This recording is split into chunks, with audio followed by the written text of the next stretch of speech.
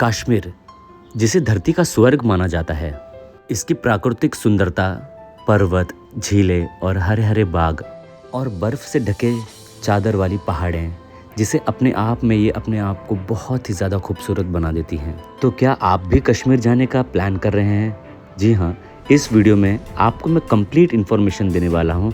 अगर आप कश्मीर घूमने का प्लान कर रहे हैं तो आपको कश्मीर में कहाँ घूमना चाहिए, कहाँ रहना चाहिए, क्या खाना चाहिए, किस तरह से आपको घूमना चाहिए, डिटेल के साथ में, एक अच्छे से पैकेज के साथ में इस वीडियो में मैं आपको कंप्लीट इन्फॉर्मेशन के साथ में बताने वाला हूँ। सो 3 नाइट 4 डेज़ कश्मीर पैकेज कैसा होगा, यही आज इस वीडियो में मैं आपको कंप्लीट इन्फॉर्मेशन के साथ में बताऊँगा, एक अच्छे से पैकेज के साथ में। तो चलिए शुरू करते हैं।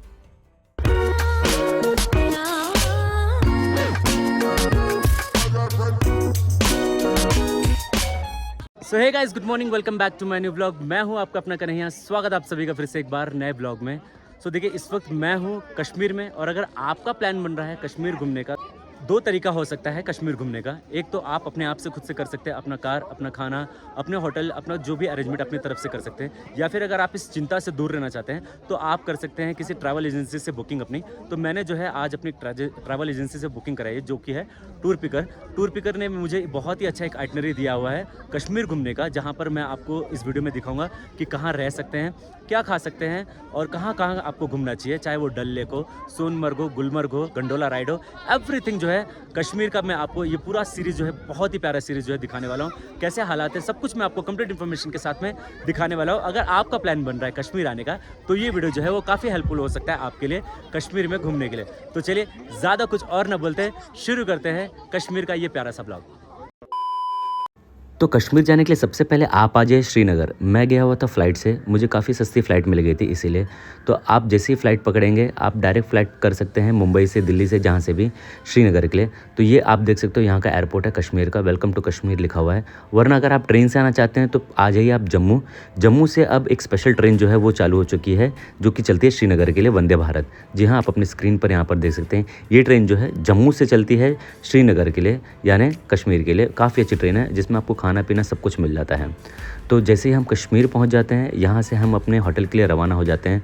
सारा सब कुछ इंतज़ाम जो है हमने एक ट्रैवल एजेंसी से कराया था, जिसका नाम मैंने ऑलरेडी आपको बताया है, टूर पिकर। तो ये हम जो है अब पहुँच रहे हैं अपने होटल पे, द होटल निसार। इस होटल में हम 3 नाइट्स 4 डेज़ जो है रुकने वाले हैं। आइए मैं आपको दिखाता हूँ होटल कैसा है अंदर से। होटल निसार जो है वो काफ़ी ज़्यादा खूबसूरत था अंदर से भी, क्योंकि आप देख सकते हैं लकड़ियों की कोटिंग जो है की गई है, क्योंकि सर्दियों में लकड़ियाँ जो है हमें गर्म रखती हैं। आइए मैं आपको एक अंदर का इंटीरियर टूर दे देता हूँ। तो फिलहाल ये कमरा है, आप देख सकते हो, और यहाँ पर सामने बेड दिखाई दे रहा है। यह है बेड, और सामने आपको एक फ़ैन दिखाई देगा, और यहाँ पर एक नज़ारा है जो कि पर्दा आप हटाएंगे तो आपको वहाँ का दिखाई देगा।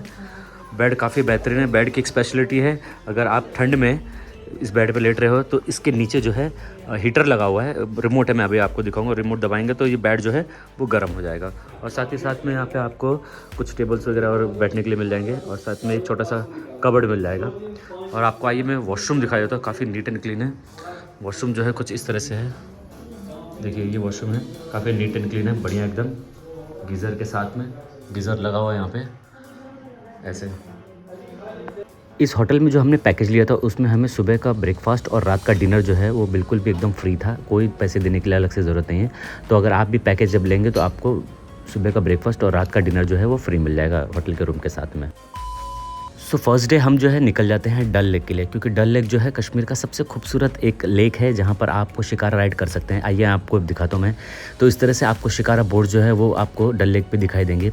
इसकी कुछ प्राइसिंग होती है, जहाँ तक आप वहाँ पर पहुँचोगे तो आपको बार्गेनिंग करना पड़ता है, लेकिन एक रियल प्राइस जो है मैं आपको स्क्रीन पर दिखाई दे रहा हूँ। ये बोट जो है आपको वहाँ पर उपलब्ध मिल जाएगा, यानी वहाँ पर लगा हुआ मिल जाएगा। तो आप जैसे जाओगे यहाँ पर 2025 के हिसाब से गवर्नमेंट ने क्या प्राइस रखा हुआ है, उस प्राइस के हिसाब से आप शिकारा वालों को वो प्राइस जो है दे सकते हो, ज़्यादा देने की ज़रूरत नहीं है। तो चलते हैं आगे, और एक हमारी बोट जो है सामने से आ रही है। देखिए काफ़ी सुंदर नज़ारा, भाई साहब क्या ही मज़ा है।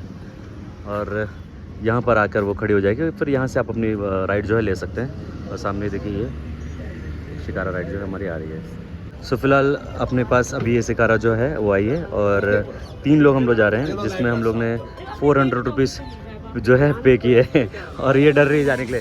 चल चल चल चल चलो मैं चलता हूँ अंदर, फिर आपको दिखाता हूँ अंदर का एक नज़ारा जो है वो कैसा है। लेकिन यहाँ भीड़ ज़्यादा होगी, बाद में उठाएंगे। चलो शिकारा जो है हमारी ऐसे ऐसे हिल रही है, लेकिन हम जो है वो डरने वाले में से नहीं हैं। तो हमारे दो साथी जो है यहाँ पर बैठे हुए हैं और कैसे कैसे तो डरते हुए बैठी है ये, और यहाँ पर मैं बैठा हूँ। शिकारा राइड मैं आपको पूरा दिखाया तो ये टूर जो है यहाँ का कुछ ऐसा, और भाई साहब यहाँ पे हमें आधा घंटा जो है वो घुमाएंगे। तो फिलहाल हमने जो है इसके 400 रुपीज़ पे किए। 400 में हम लोग 3 लोग जो है वो राइड करने वाले हैं। और भाई साहब नज़ारा जो है काफ़ी बेहतरीन मज़ेदार है। अकेला मैं यहाँ पर बैठा हूँ और मेरे ख्याल से यहाँ पे 2-3 लोग जो है आ सकते हैं। और बाकी यहाँ पर आपको देखिए टूर में अगर दे दूँ तो ये पर्दे जो है आप लगा सकते हैं अगर आप अपने कपल के साथ में बैठे हुए हैं, तो मतलब एक आपका जो है कैबिन बन जाएगा यहाँ पे।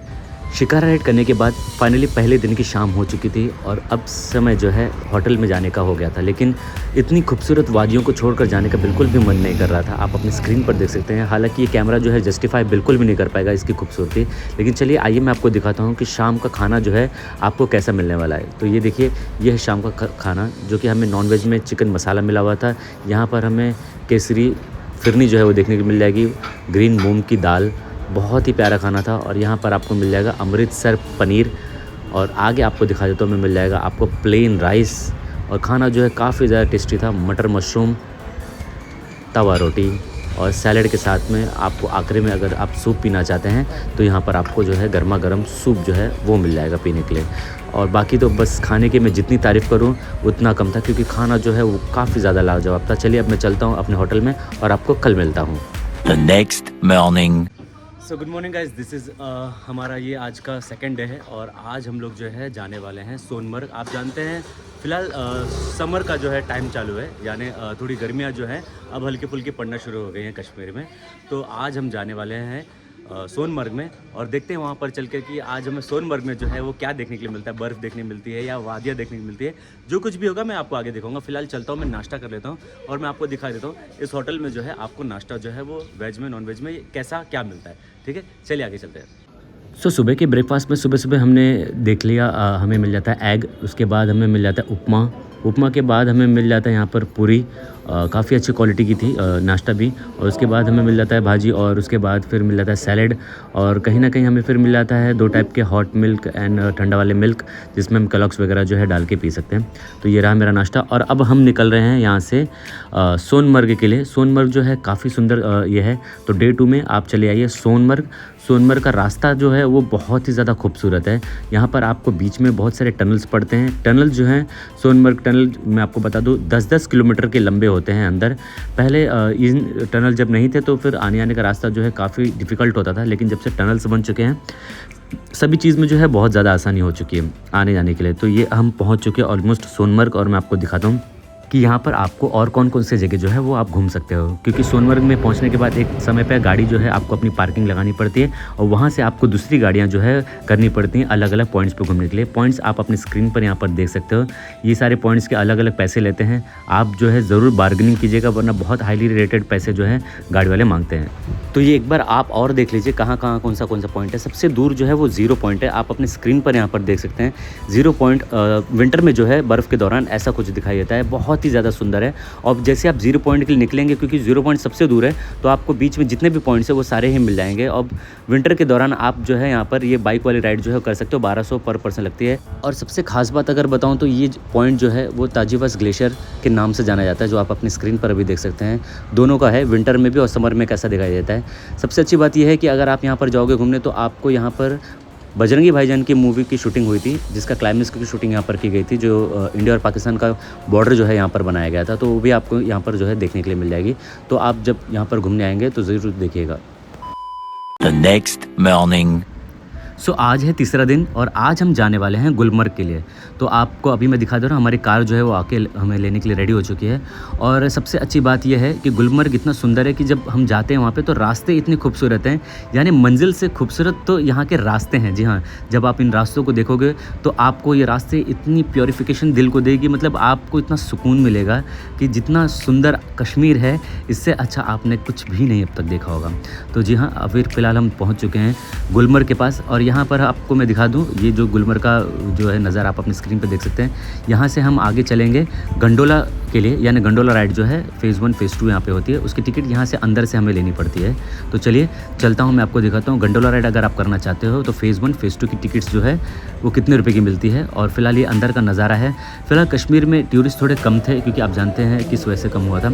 और ये कुछ प्राइस जो है आपको दिखा देता हूँ, अपने रेट्स यहाँ पे देख लीजिए यहाँ पर, और बाकी की जो इन्फॉर्मेशंस हैं ये आपको अपनी स्क्रीन पे दिख रही है। वॉशरूम की सेवा भी यहाँ पर उपलब्ध है, अगर वॉशरूम वगैरह आप जाना चाहते हैं तो जा सकते हैं। और गर्दी ना के बराबर थी एकदम से, मतलब बिल्कुल भी गर्दी नहीं थी और फटाफट नंबर जो है आ जा रहा था। वरना जब पहले हालात सब कुछ अच्छे थे, अभी भी हैं लेकिन पहले जब बहुत अच्छे थे तो यहाँ पर इतनी गर्दी होती थी कि गंडोला राइड के टिकट्स जो हैं आपको 2 महीने पहले, 1 महीने पहले या ऐसे कुछ टाइम पहले जो है वो लेने के लिए पड़ती थी। लेकिन फ़िलहाल यहाँ पर मुझे ऑन द स्पॉट मिल गया। मैं आपको बताता हूँ गंडोला अगर राइड आप करना चाहते हैं तो आपको वो टिकट्स कितने में मिलेगी। लेकिन फ़िलहाल इसका अपना अलग मज़ा होता है जब बर्फ़बारी होती है। जी हाँ, जब बर्फ़बारी होती है तो ये कुछ अलग ही दिखता है। लेकिन हरियाली भी जो है ये भी काफ़ी मतलब अच्छी दिख रही थी, कम नहीं है।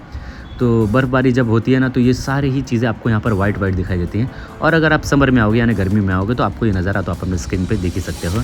और गंडोला राइड जो है एक फ़ेज़ जाने के लिए करीबन 7 मिनट लगता है। जी हाँ, आप जो है देख सकते हो अपनी स्क्रीन पे, जब आप यहाँ से जाओगे तो फ़ेज़ 1 से फ़ेज़ 2 जाने के लिए 7 मिनट जो है आपको लग जाते हैं। और टिकट की प्राइस करूँ तो फ़ेज़ 1 जाने के लिए आपको 900 रुपये देने पड़ते हैं और फ़ेज़ 2 जाने के लिए वापस से फ़ेज़ 1 से आपको फ़ेज़ 2 पे जाने के लिए आपको 1100 रुपये कुछ देने पड़ते हैं। जी हाँ, ये प्राइजेज़ जो हैं गवर्नमेंट की लिस्ट से निकाल के मैं आपको बता रहा हूँ, जो कि मैंने पे किए हुए थे। तो कुछ ऑफ़र वगैरह भी कभी भी चलते हैं, लेकिन आप जो है वहाँ पर एडवांस बुकिंग कर लें। आप ऑनलाइन बुकिंग जानते हैं कैसे करना, वरना मैं डिस्क्रिप्शन में डाल दूँगा कैसे करते हैं। आप वहाँ से अपनी एडवांस टिकट जो है बुक करा कर ही जाएँ। कभी कभी क्या होता है ज़्यादा गर्दी हो जाएगी तो आपको गंडोला के टिकट्स जो है वो नहीं मिलेंगे। फ़िलहाल मैं ये फ़ेज़ 1 के पास जो है वो आ चुका हूँ और यहाँ पर हम उतरेंगे और यहाँ पर उतर के मैं आपको फ़ेज़ 1 का नज़ारा दिखाता हूँ। और यहाँ से उतरने के बाद, नज़ारे दिखाने के बाद फिर मैं आपको ले चलूँगा फ़ेज़ 2 में। चलिए आइए यहाँ पर उतर के मैं आपको फ़ेज़ 1 का नज़ारा दिखाता हूँ कि कैसा दिखता है। तो गंडोला राइड की कुछ टाइमिंग्स है, आप अपनी स्क्रीन पे यहाँ पर देख लीजिए पॉज करके, और मैं आपको बाहर का नज़ारा दिखाता हूँ। चलिए। सो फिलहाल अब यहाँ से जो है हम फर्स्ट फेज़ के लिए जो है एग्ज़िट कर रहे हैं, यानी एक तरफ से देखा जाए तो एंट्री है, बोला जाए तो ये कुछ एंट्री है। और यहाँ से हम एंट्री करके बाहर देखिए कुछ नज़ारा जो है सामने ऐसा है। तो ये फ़र्स्ट फेज़ है। जब बर्फ़ होती है तो पूरा बर्फ़ क्लियर जो है यहाँ पर छाई रहती है, और समर में आप आते हैं तो आपको कुछ इस तरह से हरा भरा नज़ारा जो है वो देखने के लिए मिलता है। और सामने कुछ है वॉशरूम, ये वॉशरूम है। और यहाँ पर देखिए कुछ अच्छा सा रेस्टोरेंट टाइप जो है बनाया गया है। इसके अंदर भी आप अगर चाहें शाम को बैठना चाहें तो शाम को आप अपना कुछ जो भी है बुकिंग करवा के यहाँ से बैठ सकते हैं। बाकी यहाँ पर शाम को अगर खुली टेबल पे जो है बैठना चाहते हैं तो बैठ सकते हैं। और ये कुछ इस तरह से यहाँ पे बाउंड्रीज जो है वो लगाई गई है। और यहाँ जो है सेकंड फेज़ की टिकट जो है अंदर से मिलती है सेकंड फेज़ पे जाने के लिए। सो फिलहाल फर्स्ट फेज़ पे जो है आप आराम से घूमना चाहें तो घूम सकते हैं। और काफ़ी ठंडी हवाएं जो हैं वो बह रही हैं और हल्की धूप भी है यहाँ पर। और देखिए सेकंड फेज़ का जो है सेकंड फेज़ से ऊपर से जो है अब फर्स्ट फेज़ पे आ रहा है। और ये फर्स्ट फेज़ से जो है इस तरह से ऐसे ऊपर जाएगा। और भाई साहब ये ऊपर जाके कहाँ, बहुत ऊपर, वहाँ जहाँ बर्फ़ दिख रही है वहाँ लेके जाएगा। तो ये सेकंड फेज़ के लिए जो है गंडोला राइड जो है वो निकल चुका है और काफ़ी ऊपर है वो। सो तापमान की बात करें, यानी अगर टेम्परेचर की बात करें, तो इस वक्त फ़ेज़ 1 में यहाँ पर ऊपर मैं आकर खड़ा हूँ। और लगभग मुझे लगता है, इंटरनेट तो यहाँ मेरा चल नहीं रहा है, लेकिन लगभग मुझे ऐसा लगता है 19 से 20 डिग्री जो है यहाँ पर अच्छी खासी हवाओं के साथ में टेम्परेचर जो है, मतलब मैं तो आ गया बिना टी शर्ट के। मुझे ऐसा लग रहा था कि नीचे जो है धूप होगी, गर्मी होगी, तो इस वजह से ऊपर भी गर्मी ही होगी, बट ऐसा नहीं है। ऊपर जो नज़ारा जो है काफ़ी अच्छा है और धूप के साथ साथ अच्छी खासी ठंड है, यानी 20 डिग्री टेम्परेचर जो है वो है। अभी तो फ़िलहाल ये फ़र्स्ट फेज़ है, हम चलने वाले हैं सेकंड फेज़ पे। और मैं आपको एक चीज़ बता दूं, इस वक्त पूरा कश्मीर जो है ऑलमोस्ट मुझे लगता है 10-20% ही टूरिस्ट जो है वो आ रहे हैं, क्योंकि ये जो जगह है यहाँ पर इतने सारे लोग हुआ करते थे। फ़िलहाल ये समर का टाइम जो है काफ़ी अच्छा टाइम है पूरे कश्मीर को एक्सप्लोर करने का। बट भाई साहब फ़िलहाल अभी मुझे ऐसा दिखाई दे रहा है कि पूरा कश्मीर में सिर्फ 10 to 20% ही टूरिस्ट आ रहे हैं फ़िलहाल अभी के मौसम की बात करूँ तो। और ये सबसे अच्छा अगर मौसम माना जाता है कश्मीर का कि इस मौसम में आपको ना ही बहुत ज़्यादा ठंड मिलेगी, ना ही बहुत ज़्यादा बर्फ़ मिलेगी, मतलब आपको हल्की बर्फ़ के साथ साथ हरी भरी जो है वादियाँ देखने के लिए मिलेंगी। तो अगर आप आना चाहते हो कश्मीर में तो मैं आपको सजेस्ट करूँगा कि भाई साहब आप मार्च से लेकर अगस्त तक आप पूरा कश्मीर जो है आराम से घूम सकते हो। और फिलहाल अभी की बात करें तो अभी तो बिल्कुल भी गर्दी नहीं है, तो आप इजीली जो है रोड्स पे आपको ज़्यादा ट्रैफिक्स नहीं मिलेंगे और आप इजीली जो है हर चीज़ की, देखिए गंडोला राइड की टिकट जो है वो जल्दी मिलती नहीं थी, लेकिन मैं जैसे गया काउंटर पे मुझे पूरी गंडोला राइड की टिकट जो है वो मिल गई। पीछे आप देख सकते हैं स्टेशन है गंडोला राइड का फ़ेज़ 1 का। अभी मैं आपको लेके चलता हूँ फ़ेज़ 2 पे। बर्फ़ जो है फ़ेज़ 1 पे नहीं है बिल्कुल भी, फ़ेज़ 2 पे अभी जो है बर्फ़ आपको जून के महीने में कहीं ना कहीं मिल जाएगी। आप अपने स्क्रीन पर देख सकते हैं, देखिए यहाँ पहाड़ के ऊपर जो है एकदम ऊपर वहाँ बर्फ़ जो है मिल जाएगी। चलिए आइए मैं आपको दिखाता हूँ कुछ हरी भरी नज़ारे यहाँ के फ़ेज़ 1 के, फिर मैं आपको लेके चलता हूँ फ़ेज़ 2 पे। चलिए, तो देखिए फ़ेज़ 2 पे आपको बर्फ़ जो है वो देखने को मिलेगी। फ़िलहाल कुछ बहुत ज़्यादा बर्फ़ जो है वो पिघल चुकी है, और पिघल जाती है ना बर्फ़ तो आपको मार्च के महीने में या अप्रैल के महीने में, अप्रैल के या मई के महीने में आपको यहाँ से जो है बर्फ़ जो पिघलती है उसके पानी आपको यहाँ से देखने के लिए मिलेंगे।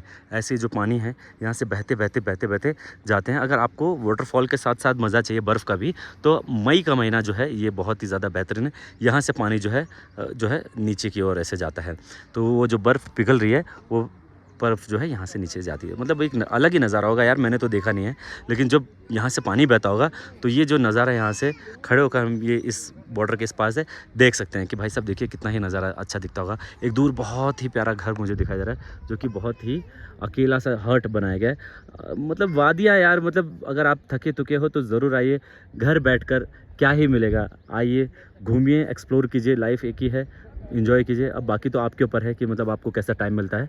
बस मैं आपको ये कहना चाहूँगा कि इन्जॉयमेंट करके लेना चाहिए। और देखिए गंडोला राइड जो है वहाँ रुक गई, तो कभी कभी ऐसा होता है गंडोला राइड अगर रुक जाती है तो पैनिक बिल्कुल भी ना हो।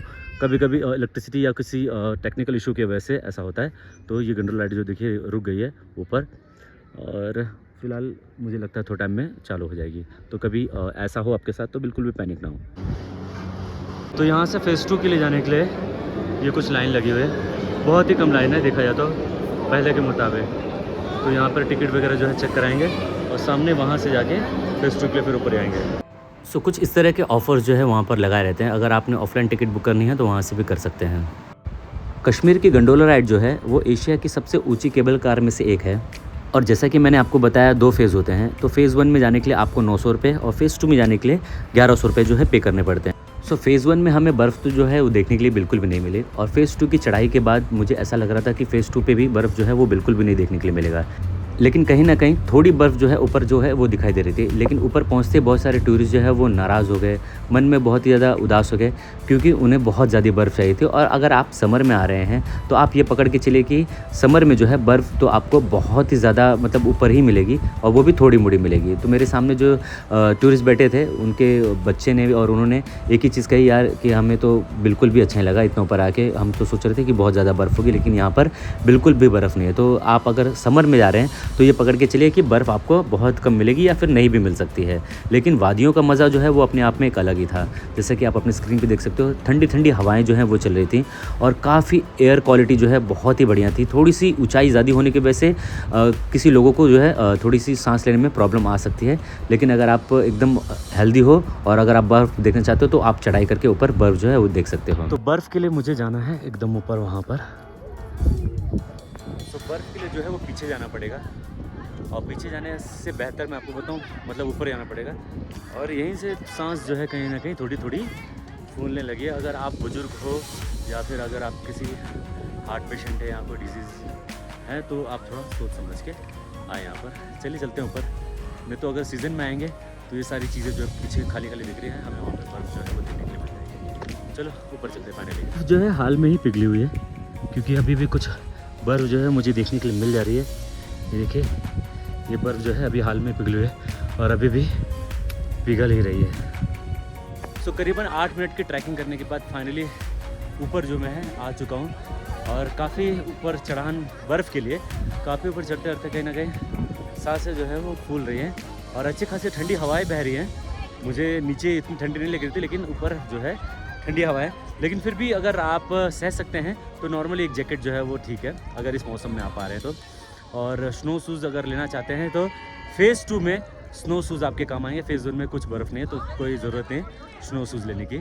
चलिए फ़िलहाल चलता हूँ ऊपर और ऊपर से नज़ारा आपको दिखाता हूँ, शुरू करते हैं। तो साथ ही साथ में अगर आप यहाँ पे छोटी सी एक राइड करना चाहते हैं तो कर सकते हैं, ज़्यादा बड़ी नहीं, नॉर्मल छोटी सी है यहाँ पे। और स्नो शूज़ लेना भूले ना बिल्कुल, अगर आप आ रहे हो बर्फ़ में तो स्नो शूज़ जो है वो आपके ज़्यादा काम आएंगे, क्योंकि बहुत फिसल रहा है यार और नीचे पत्थर है ना, तो फिर पैर हाथ में लगने के चांसेस बहुत है। सो नॉर्मल पब्लिक जो है ज़्यादा ऊपर जा नहीं सकती, इतना ही है जो आप इंजॉयमेंट कर सकते हो हल्का फुल्का यहाँ पे। और कुछ इस तरह से आपको एकदम ऊपर जो है बस यही जो है बर्फ़ देखने के लिए मिलेगी, और इससे ज़्यादा आप ऊपर जा नहीं सकते यहाँ से। वहाँ तो पूरा फिसलन है, बिल्कुल नहीं आ सकते भाई साहब। हर 2 मिनट में छाँव हो रही है, धूप हो रहा है, और ये बादल जो है प्यारे प्यारे आप देख सकते हैं यहाँ पे, देखिए बहुत ही सुंदर। लोग काफ़ी ऊपर गए हैं, वहाँ तक आपको नहीं जाना चाहिए, क्योंकि फिसल के डायरेक्ट आप फिर नीचे आओगे तो आपको नहीं आना चाहिए। ठीक है, कभी धूप हो रही है कभी छाँव हो रही है, तो वहाँ धूप है यहाँ छाँव है, और काफ़ी ठंडी हवाएं जो है वो बह रही है, ये देखिए। सो टूर पिकर एजेंसी का जो डिटेल है मैं डिस्क्रिप्शन में डाल दूंगा। अगर आप भी इनके थ्रू पैकेज बुक करना चाहते हैं तो जाकर डिस्क्रिप्शन में जो है नंबर आपके इस पे शो हो रहा है, और बाकी की इन्फॉर्मेशन जो है डिस्क्रिप्शन में डाल दूंगा। नंबर पे भी आप कॉल करके पूछ सकते हैं, मेरा रेफरेंस देख सकते हैं कन्हैया बरे का, हो सकता है कुछ अच्छा डिस्काउंट आपको वहाँ से मिल जाए। सो फाइनली मैंने आपको फेज़ 1 दिखा दिया, फेज़ 2 दिखा दिया। फेज़ 2 पे आपको ये बर्फ़ जो है देखने के लिए मिल जाएगी, वो भी अभी कुछ ही दिनों की होगी। मुझे लगता है आज 8 तारीख है, 8 जून है, तो 9, 10, 11 तक रहेगी, 12 तारीख या 15 तारीख तक रहेगी ज़्यादा से ज़्यादा। उसके बाद फेज़ 2 पे भी कहीं ना कहीं आप जो है सिर्फ वादियों का मज़ा ले सकते हो, ठंडक का मज़ा ले सकते हो, बट बर्फ़ का जो है मैं आपको नहीं बता सकता। तो चलिए, अब टाइम हो चुका है मुझे यहाँ से रवाना होने के लिए। फेज़ 2 से पहले फेज़ 1 जाऊँगा, फिर फेज़ 1 से डायरेक्ट गंडोरा राइड पकड़ के नीचे जाऊँगा। चलिए चलते हैं नीचे। सो टेम्परेचर जो है वो काफ़ी ज़्यादा ठंडा हो चुका है, मुझे ऐसा लगता है 14-15 डिग्री तो हो चुकी है, या फिर उससे भी नीचे आ चुका है कि हाथ एकदम ठंडे पड़ गए हैं। और इस ठंड में अगर आपको खाने के लिए मिल जाए मैगी, वो भी इतनी ऊंचाई पे, तो भाई साहब ऐसा लगता है कि बस मैगी नहीं, मतलब क्या ही कितनी कीमती चीज़ मिल गई हो। तो आइए मैं आपको दिखाता हूँ, यहाँ पर मैगी मिल रही है खाने के लिए इतनी ऊंचाई पे और इतनी ठंड में। तो मतलब मान लीजिए कि ये ठंड, आप और मैगी तीनों का कॉम्बिनेशन जब हो जाता है ना, तो भाई साहब आपकी ट्रिप जो है वो कंप्लीट हो जाती है। तो 100 रुपीज़ की एक प्लेट मैगी मिल रही है, आइए मैं आपको दिखाता हूँ, चलिए। तो ये भैया जो है यहाँ पर मैगी दे रहे हैं, और मैगी जो है वो 100 रुपीज़ की पर प्लेट है। ऑफ कोर्स मैं जानता हूँ कि इतना ऊपर जो है सामान लेकर आकर बनाना और इतनी ऊंचाई पर मैगी खाना, तो ऑफ कोर्स 100 रुपीज़ पर प्लेट जो है बेच रहे, कुछ गलत नहीं मुझे लगा, क्योंकि इस ठंड में और इस बर्फ़बारी में मेहनत करके अगर आपको कोई आपके चेहरे पर कोई मुस्कान ला रहा है, आपका पेट भर रहा है, तो 100 रुपीज़ काफ़ी वर्थ है, क्योंकि नीचे ही कहीं ना कहीं 50-60 रुपये की मैगी जो मिल जाती है। चलो कोई नहीं, एक मैगी मैं खाता हूँ, फिर आपको मिलता हूँ। सो फिलहाल फर्स्ट फेज़ और सेकंड फेज़ घूमने के बाद अब मैं नीचे आ चुका हूँ, और आपको टिकट अगर लेनी है तो यहाँ से आप ले सकते हो। और फिलहाल अब मुझे निकलना चाहिए वापस से होटल की ओर, लेकिन मन नहीं कर रहा था इतना अच्छा नज़ारा छोड़कर जाने के लिए, लेकिन क्या ही कर सकते हैं। डे जो है हमारा तीसरा जो है वो ख़त्म हो चुका है। अब फाइनली अब जो है हम लौट रहे हैं अपने घर की ओर और चलते हैं होटल की ओर। सो फिलहाल पहुंच चुका हूँ होटल में, और अब नेक्स्ट डे जो है अब निकल रहा हूँ, यानी अब मैं यहाँ से निकल रहा हूँ श्री माता वैष्णो देवी कटरा के लिए। और ये सारा पैकेज मेरा बुक किया हुआ था टोटल, जितना भी मैंने आपको अभी तक दिखाया टूर पिकर से। तो आप अपने टूर पिकर से अगर बुक कराना चाहते हैं तो करा सकते हैं, नंबर और डिस्क्रिप्शन में सब कुछ मैं डिटेल डाल दूँगा। फिलहाल आप ये नज़ारा देख सकते हो, जितना भी हमने गाड़ी वगैरह की थी सब कुछ टूर पिकर की तरफ से था। सो आ चुका हूँ कटरा के पास, बस स्टैंड के पास आप देख सकते हैं, और सामने जो है माता जी का दरबार दिखाई दे रहा है। और कल सुबह से जो है वो चढ़ाई हम शुरू करने वाले हैं। काफ़ी अच्छी खासी बसेस जो हैं आई हैं, लोग आए हुए हैं, और ये नज़ारा कुछ कटरा का आप देख सकते हैं। यहाँ पे कटरा मेन मार्केट भी आगे, और फिर हम चलेंगे ऊपर। गर्मी है अच्छी खासी, अगर आप आ रहे हैं तो स्वेटर वेटर कुछ आने की ज़रूरत नहीं है। रात का पता नहीं मुझे, लेकिन दोपहर में तो अच्छी खासी गर्मी पड़ रही है। सो फिलहाल ये होटल हमें टूर पिकर की तरफ से जो दिया गया है, ये काफ़ी बड़ा है, काफ़ी स्पेशियस रूम है। आप देख सकते हैं यहाँ पे टीवी दिख रही है, डबल बेड है, आराम से सो सकते हैं। सामने एसी दिख रही है, यहाँ पर्दे लगाए हैं, कुछ बैठने के लिए ये जगह यहाँ पर दी गई है, आप आराम से बैठ सकते हैं। और फिर यहाँ पे एक ड्रॉर है, ड्रॉर के पास यहाँ पे छोटा मोटा अपना सामान जो रख सकते हैं कांच। और फिर उसके बाद मैं आपको दिखा देता हूँ वॉशरूम। वॉशरूम भी अच्छा बढ़िया है, नहाने वाला अलग, काफ़ी बड़ा है भाई, काफ़ी बड़े बड़े रूम हैं, बढ़िया क्लीन भी है। और यहाँ हम चलो मस्त व्यू। चलते हैं अपने बेड पे विराजमान लेते हैं, थोड़ा सोएंगे, फिर कटरा की मार्केट में घूमेंगे और कल से चढ़ाई शुरू करेंगे।